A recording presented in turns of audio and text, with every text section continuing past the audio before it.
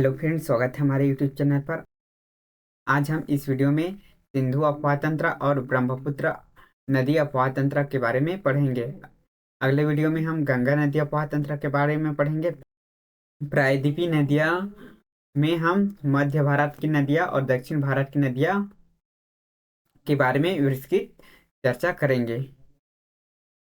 यह है सिंधु अफवाह तंत्र, इस कलर में मैप में आप देख सकते हो, और यह है गंगा अफवाह तंत्र और ये है ब्रह्मपुत्र नदी अफवाह तंत्र। तो चलो शुरू करते हैं। सिंधु अफवाह तंत्र, देखो सिंधु अफवाह तंत्र का हम विस्तृत में वर्णन करेंगे, साथ ही इसमें प्रीवियस ईयर में आए हुए क्वेश्चन का भी देखेंगे। देखो, सिंधु नदी का उद्गम है वह तिब्बत के मानसरोवर झील से हुआ है। ये सिंधु नदी है, इसका उद्गम तिब्बत के मानसरोवर झील से हुआ है। सिंधु नदी का उद्गम कहाँ से हुआ है, यहाँ से सीधा प्रश्न बन सकते हैं। तो यह तिब्बत के मानसरोवर झील से सिंधु नदी का उद्गम हुआ है, और इसका मुहाना है वह अरब सागर। सिंधु नदी है वह तिब्बत के मानसरोवर झील से निकलकर, यहाँ से निकलकर सीधा अरब सागर में जाकर गिर जाती है। इसकी प्रमुख सहायक नदी हैं वह है झेलम, चिनाब, रावी, व्यास और सतलज। झेलम, चिनाब, व्यास और सतलज नदी इसके प्रमुख सहायक नदी है, जिसमें चिनाब नदी सबसे बड़ी सिंधु नदी के सहायक नदी है। चिनाब नदी सिंधु की सबसे बड़ी सहायक नदी चिनाब नदी है। देखो, सिंधु नदी तीन देशों को होकर गुजरती हैं, चीन, भारत और पाकिस्तान। जो सिंधु नदी है वह तीन देशों से होकर गुजरती हैं। पहला है चीन, उसके बाद भारत, उसके बाद पाकिस्तान। सिंधु नदी चीन के तिब्बत में मानसरोवर झील से निकलकर भारत के लद्दाख में प्रवेश करती हैं। जो यह सिंधु नदी है यह मानसरोवर झील से निकलकर सीधा भारत के लद्दाख क्षेत्र में यहाँ प्रवेश करती हैं।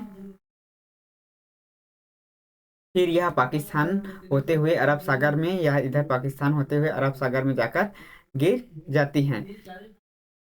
सिंधु नदी तंत्र तिब्बत से आती हैं। पहला है सिंधु और सतलज। जो सिंधु नदी तंत्र है उसमें दो नदियां हैं वह तिब्बत से निकलती हैं। पहला है सिंधु नदी, दूसरा है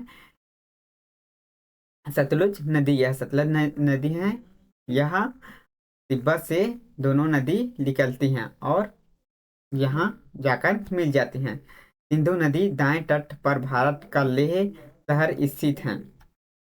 जो भारत का लेह शहर है वह सिंधु नदी, ये सिंधु नदी है, इसके यहाँ पर लेह शहर स्थित है।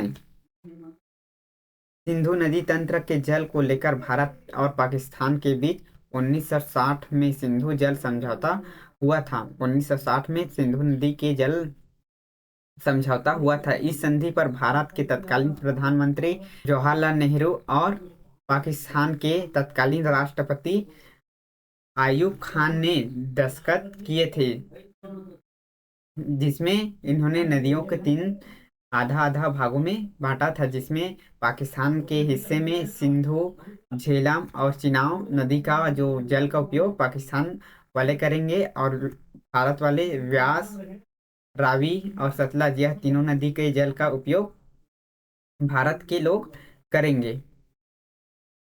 उसके बाद है, अब सभी नदियों को हम डिटेल में चर्चा करते हैं। चिनाब नदी, चिनाब नदी इसका उद्गम है बारह लाचा दर्रा। चिनाब नदी का उद्गम है वह बारह लाचा दर्रा से हुआ है, और इसका मुहाना है वह सिंधु सिंधु नदी में जाकर यह मिल जाती है। यह चिनाब नदी है, इसका उद्गम बारह लाचा दर्रा से हुआ है, और यह सिंधु नदी में जाकर यहाँ है। यह बारह लाचा दर्रा है वह हिमाचल प्रदेश में है, और यह सिंधु नदी नदी का सबसे बड़ी सहायक नदी है। चिनाब नदी सिंधु नदी का सबसे बड़ी सहायक नदी है।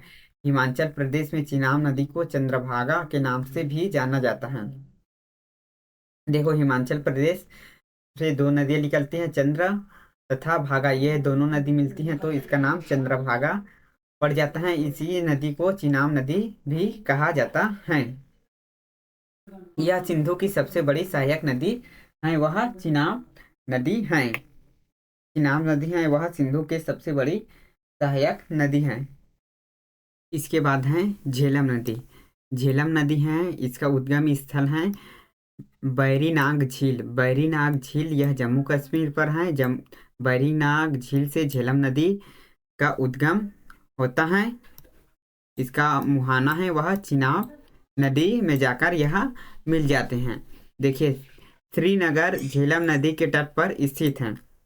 जो श्रीनगर शहर है वह झेलम नदी के तट पर स्थित है। इसको याद रखना, यह एग्जाम के लिए बहुत ही महत्वपूर्ण है। अगला है रावी नदी है, वह रोहतांग दर्रा से निकलती है। और यह रोहतांग दर्रा है वह हिमाचल प्रदेश में है। या इसका मुहाना चिनाब नदी, रावी नदी है वह चिनाब नदी पर जाकर यह मिल जाती हैं।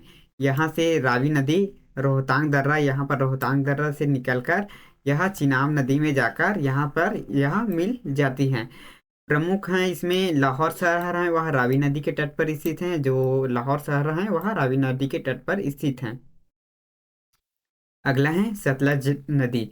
जो सतलज नदी है वह राक्षस ताल मानसरोवर झील से निकलती हैं। यह मानसरोवर झील से निकलकर, यहाँ से मानसरोवर झील है, यहाँ से निकलकर यह चिनाब नदी में जाकर मिल जाती हैं। इसमें प्रमुख है भाखड़ा बांध। भाखड़ा बांध सतलज नदी पर स्थित है। जो भाखड़ा बांध है वह सतलज नदी पर बनाया गया है। अगला है ना व्यास नदी। व्यास नदी है वह रोहतांग दर्रा हिमाचल प्रदेश से निकलता है। यह व्यास नदी है, यह रोहतांग दर्रा हिमाचल प्रदेश से निकलता है। और इससे यह हिमाचल प्रदेश से निकलकर यह सतलज नदी में जाकर, उसके बाद हम देखते हैं ब्रह्मपुत्र नदी अपवाह तंत्र। दूसरी नदी है वह ब्रह्मपुत्र नदी अपवाह तंत्र को देखते हैं। जो ब्रह्मपुत्र नदी तिब्बत के मानसरोवर झील से के पास से निकलती है। यह ब्रह्मपुत्र नदी है वह, यह ब्रह्मपुत्र नदी है यहाँ तिब्बत के मानसरोवर झील, यह तिब्बत के मानसरोवर झील से ब्रह्मपुत्र नदी का उद्गम होता है।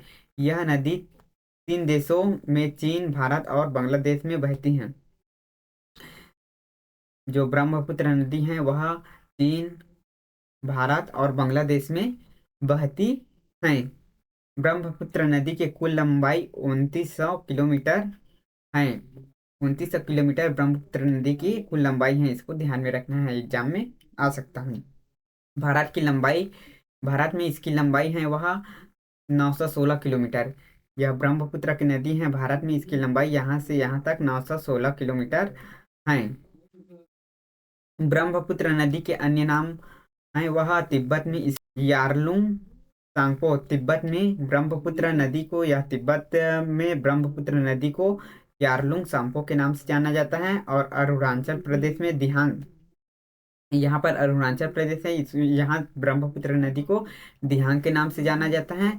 और असम में ब्रह्मपुत्र नदी को ब्रह्मपुत्र के नाम से जाना जाता है। बांग्लादेश में इसे जमुना कहते हैं, या बांग्लादेश में इसे जमुना कहते हैं। उसके बाद यह बंगाल की खाड़ी में जाकर गिर जाते हैं।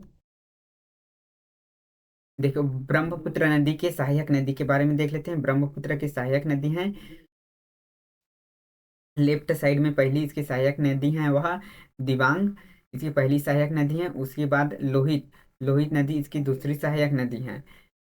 ब्रह्मपुत्र नदी के लेफ्ट साइड लोहित नदी इसकी दूसरी सहायक नदी है। लोहित नदी को खूनी नदी भी कहा जाता है।